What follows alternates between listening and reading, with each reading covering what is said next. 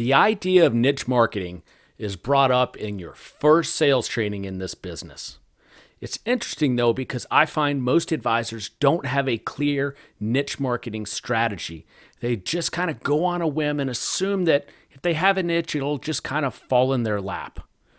I read an interesting article in Entrepreneur Magazine that really showed a way to methodically go about and define what your niche may be. And what struck my interest with this article was a quote.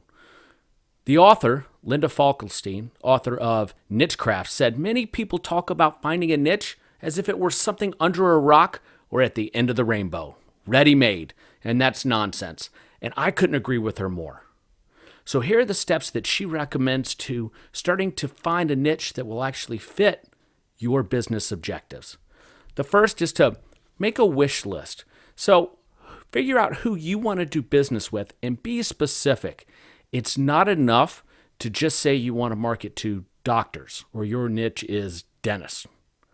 The second step is to then focus. Clarify your value proposition to the niche.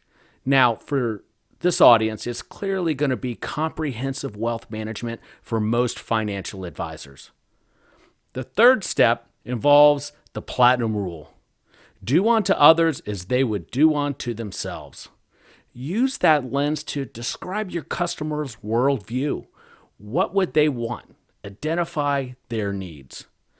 Then things should start to be taking shape. And some ideas the author had is to make sure it fits into your long-term vision. Make sure there is a need in that niche for your service.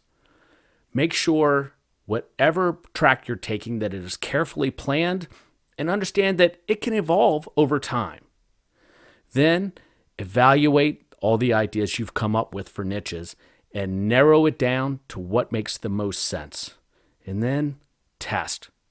Test the idea, test the market, and make sure there's an opportunity for you in your practice before you do too much.